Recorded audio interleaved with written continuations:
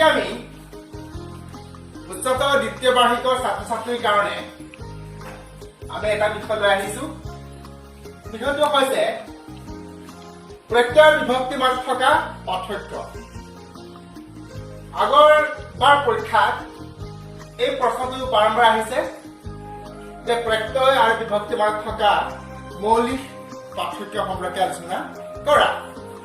গতিকে এই পাৰ্থক্যটো কেনেকুৱা ধৰণৰ এই সম্পৰ্কে মই বৰ্ডত লিখি দিছো। এতিয়া ইয়াত আমি প্ৰত্যয় আৰু বিভক্তিৰ মাজত থকা পাৰ্থক্য তিনিটা আমি লিখি দিছো। ইয়াত তিনিটা লিখি দিছো। আমি প্ৰথমতে আহিছো ক যে প্ৰত্যয় প্ৰকৃতি বা মূলৰ লগত সংযোগ কৰি নতুন নতুন শব্দ সৃষ্টি কৰিব পাৰে। এই সংজ্ঞা নিশ্চয় পাইছে। প্ৰকৃতি বা মূলৰ লগত সংযোগ হোৱা বৰ্ণ বা বৰ্ণ সমষ্টি আমি কি বুলি কোৱা হয়? প্ৰত্যয় বুলি কোৱা হয়। গতিকে ইয়াত আমি এনেকৈ দিয়া হৈছে যে প্ৰকৃতি বা মূলৰ লগত সংযোগ হৈ পেলাই নতুন নতুন শব্দ সৃষ্টি কৰিব পাৰে। যেনে বুধ, হস্ৰই, বুদ্ধি। আমি বুধ যিটো শব্দ, এই শব্দলৈ আমি এক প্ৰত্যয় সংযোগ কৰি পেলাই নতুন শব্দ এটা পালো আমি বুদ্ধি। আকৌ বুধ, হস্ৰই, অ, আমি এনেকৈ প্ৰত্যয় সংযোগ কৰি আমি আকৌ নতুন শব্দ এটা পালো আমি বুদ্ধিয়। গতিকে প্ৰত্যয়ে এনেকৈ নতুন নতুন শব্দ সৃষ্টি কৰাত সহায় কৰে। আনহাতে বিভক্তিয়ে একোটা শব্দৰে ৰূপ সলনি ঘটাই বাক্যত ব্যৱহৃত বিভিন্ন পদৰ মাজত সম্পৰ্ক স্থাপন কৰি দেখুৱায়। বিভক্তিয়ে কি কৰে? একোটা শব্দৰ ৰূপ সলনি ঘটাই বাক্যত ব্যৱহৃত বিভিন্ন পদৰ মাজত সম্পৰ্ক স্থাপন কৰি দেখুৱাব পাৰে। যেনে ইয়াত আমি দেখুৱাই দিছো ৰাম এ দিয়ে। এ হৈছে বিভক্তি, গতিকে ৰামে দিয়ে। ৰাম অক দিয়া, অক হৈছে বিভক্তি, গতিকে ৰামক দিয়া। গতিকে আমি বিভক্তি প্ৰয়োগ নকৰিলে আমি ৰাম দিয়ে, ৰাম দিয়া, আমি একো অৰ্থ আমি স্পষ্টকৈ বুজিব পৰা নাযায়। গতিকে ৰামক দিয়া বা ৰামক দিয়ে এই বাক্যটো বা এই পদখিনি, ইয়াত বাক্যত ব্যৱহৃত বিভিন্ন পদখিনিৰ মাজত সম্পৰ্ক স্থাপন কৰিবলৈ এই বিভক্তিয়ে এটা ডাঙৰ কাম এটা সমাধা কৰিছে। গতিকে আমি ৰামে দিয়ে আমি স্পষ্টকৈ বাক্যটো বুজি পালো। ৰামক দিয়া এই কথাখিনি আমি শুদ্ধ ৰূপত বুজি পালো। গতিকে এনেকৈ বিভক্তি সংযোগ কৰাৰ লগে লগে এই ৰাম যিটো শব্দ, এই ৰাম শব্দৰ ৰূপ সলনি ঘটে। গতিকে আগতে আছিল আমি ৰাম, মোৰ শব্দ আছিল ৰাম, ইয়াৰ লগত এই বিভক্তি সংযোগ কৰি আমি ৰামে আমি নতুন আমি শব্দৰূপ এটা পোৱা যায় বা পালো। খ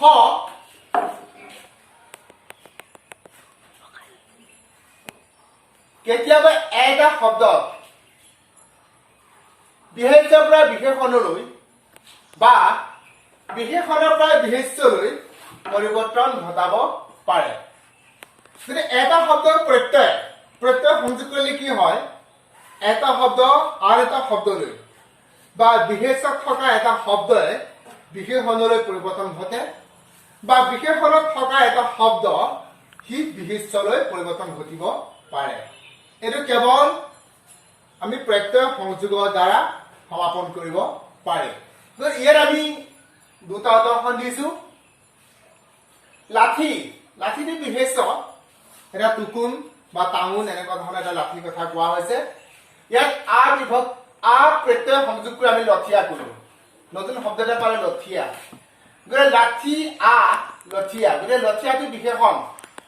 গতিকে লাঠিৰ মূল শব্দটো এটা প্ৰত্যয় বা প্ৰত্যয় সংযোগ কৰিলে এই মূল শব্দটো আমি বিশেষণলৈ পৰিৱৰ্তন বা নতুন শব্দ এটা পোৱা গ'ল। ধন, গতিকে ই বিশেষ্য হয়, কিন্তু ইয়াত দীৰ্ঘই প্ৰত্যয় বা এটা বৰ্ণ সংযোগ কৰাৰ লগে লগে আমি নতুন শব্দ এটা পালো ধ্বনি ধন শব্দই যিটো অৰ্থ বহন কৰে ধ্বনিয়ে এই অৰ্থ বহন নকৰে কিন্তু বিভক্তি যোগ হলে শব্দৰ মৌলিক অৰ্থৰ একো পৰিৱৰ্তন নঘটে কাৰ্যগত অৰ্থহে বেলেগ হয় যদি ইয়াত লাঠি শব্দ প্ৰত্যয় যি ধৰণে পৰিৱৰ্তন হ'ল লঠিয়ালৈ ধন শব্দৰ যি ধৰণে ইয়াত পৰিৱৰ্তন হ'ল ধ্বনিলৈ কিন্তু বিভক্তি সংযোগ হলে মূল যিটো শব্দ এই শব্দৰ মৌলিক যিটো অৰ্থৰ একো পৰিৱৰ্তন নঘটে কাৰ্যগত অৰ্থহে ইয়াৰ কাম এই অৰ্থটোহে বেলেগ বেলেগ ৰূপত উপস্থাপন হয় যেনে কিতাপখন ৰামক দিয়া গতিকে ইয়াত কিতাপখন ৰামক দিয়া ৰামৰ লগত আমি ইয়াত বিভক্তি প্ৰয়োগ হৈছে ৰাম ইয়াত স্ববিভক্তি প্ৰয়োগ হৈছে বা বিভক্তি প্ৰয়োগ হৈছে এই বিভক্তি প্ৰয়োগ হোৱাৰ লগে লগে বা প্ৰয়োগ হোৱাৰ পিছতো ৰাম ৰাম মৌলিক যিটো অৰ্থ বা যিটো শব্দ যিটো অৰ্থ ইয়াৰ বিশেষ একো পৰিৱৰ্তন হোৱা নাই কেৱল আমি এই গোটেই বাক্যটো কাৰ্যগত অৰ্থহে বেলেগ হৈছে ৰামক কিতাপখন দিয়া বা কিতাপখন ৰামক দিয়া বা কিতাপখন ৰামলৈ আনা মানে কিতাপখন ৰামলৈ আনা আৰু কিতাপখন ৰামক দিয়া এই দুটা বাক্য অৰ্থ একে নহয় ইয়াৰ কাৰ্যগত অৰ্থ বেলেগ বেলেগ কিন্তু ইয়াৰ ৰাম ইয়াৰ ৰামলৈ গতিকে এই মৌলিক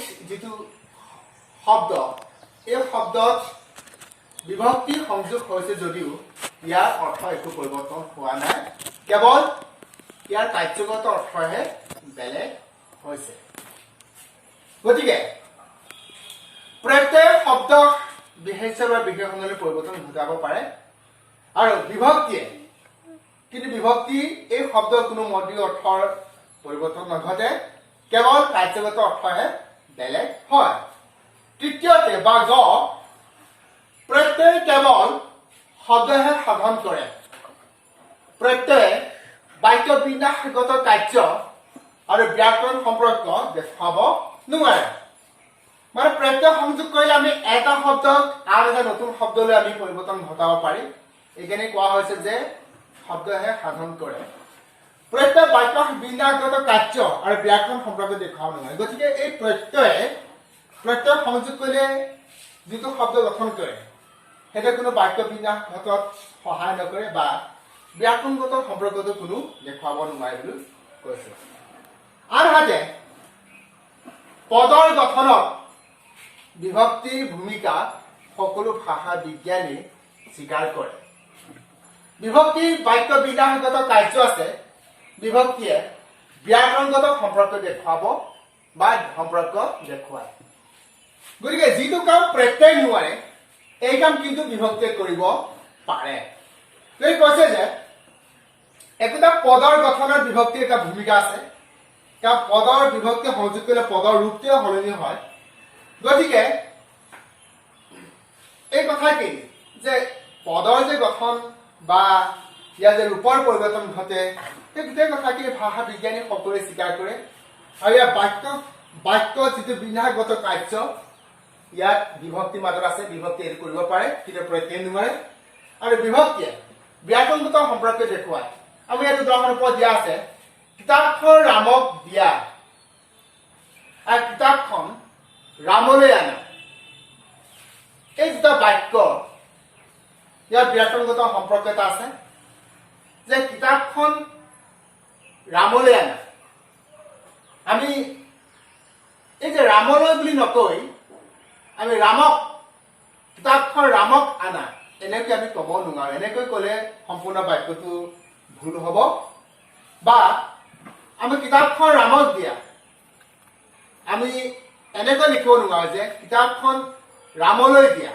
এনেকৈ আমি বাক্যটো লিখিব নোৱাৰো সেইকাৰণে ইয়াত কোৱা হৈছে বিভক্তিয়ে ব্যাকৰণগত সম্পৰ্ক দেখুৱায় বুলি ইয়াত কোৱা হৈছে গতিকে আজিলৈ আমি বিভক্তি আৰু প্ৰত্যয়ৰ মাজত থকা মৌলিক পাৰ্থক্য সম্পৰ্কে আমি আলোচনা কৰিলো গতিকে এই প্ৰশ্ন আগত পৰীক্ষাত বাৰম্বাৰ আহিছে গতিকে তোমালোকে এই কথাখিনি মন দি পঢ়ি ইয়াৰ পাৰ্থক্যখিনি ভালকৈ উপস্থাপন বা লিখিবলৈ চেষ্টা কৰিবা হওক আজি আমি ইমানতে এৰিলো পৰৱৰ্তী ভিডিঅ'ত আমি